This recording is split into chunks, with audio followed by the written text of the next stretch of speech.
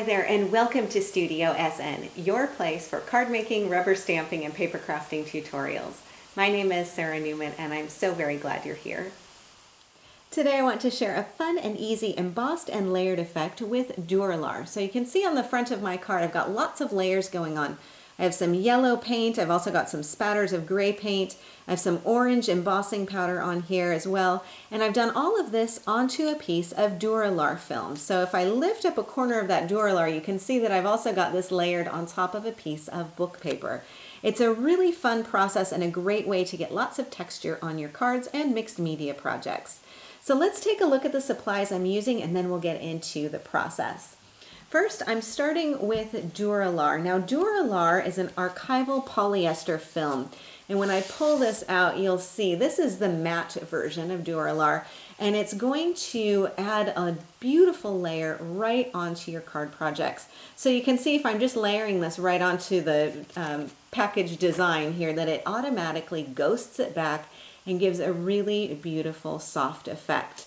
Now to add to the layering, I'm going to bring in some paints, and I'm working with two paints from PaperArtsy. This is their Fresco Finish chalk acrylic line, and I'm using lemon meringue, and I'll also use some steel gray. Now because Dura-Lar is so sturdy and even heat resistant, I can do some embossing on it. And I'll be using Wow embossing powders. This is the Bursting with Color trio, and I'll be using Lava Burst. So I'm going to move aside all of my supplies for now, and I'm going to bring in a piece of Dura-Lar that I've already cut to size. Now I've cut this with my paper trimmer. You can cut it with scissors as well, but it is super strong and you can't tear it. So this is great for book covers, mixed media, collage, and lots of different things. And I want to add some lemon meringue to my piece of Dura-Lar. Not a whole lot because I want to have the layer of Dura-Lar and that frosted effect really working for me as well. So what I'm going to do is just put a very tiny bit of lemon meringue on my craft sheet, and I'm going to grab my brayer, and I'll get the brayer nice and painty, and then I'm just going to add this really lightly onto my Dura-Lar. So I'm not covering the entire piece. I'm really making sure that it has plenty of that white to show. Now I just need to let this dry and then I can come back for the next step of the process. Once my paint is dry, I can move on to the embossing layer, but if you wanted to, you could simply stop here and do your layering with only paint on your Dura-Lar. So I could take my book paper here and simply put this on top, and that looks quite cool. I could also do this on top of a piece of sheet music, and that has a bit bolder print on there that you can see through. You could also work this on top of pattern paper or stamped background, or one that you've done stenciling on, as I've done this piece. And I think that also looks like a lot of fun too. So you can stop at this part of the process if you want to, but I figured we'll take it one step farther and do our embossing on here. Now while my paint was drying, I made sure to clean off my brayer because I'm going to add some clear embossing ink on top of here. So I'm using the Wow embossing ink pad, and I'm going to have my embossing powder at the ready. I also need to have a folded piece of scrap paper, and that's going to catch my excess embossing powder. Now when we did the brayering of the paint on here, we were doing a very, very light touch, and I'm going to do the same with my embossing ink. I want this to be a very, very light touch. So I'm just going to run my brayer across the embossing ink pad, and then just very light touches. I'm not pressing down, I'm not covering the entire piece, I'm kind of skipping some areas in there because I want to have that Dura-Lar showing, I want the paint showing, and I want what I'm layering this on top of to show through as well. I'm going to grab my embossing powder and just tap this on here and slide the rest of that off and right onto my scrap paper. And you can see that I've created a really soft layer of that embossing powder. If I wanted to kind of break up any of the lines of that brayer, I can do that either with my finger or a brush. Just tap off the excess onto your scrap paper and you're ready to heat set.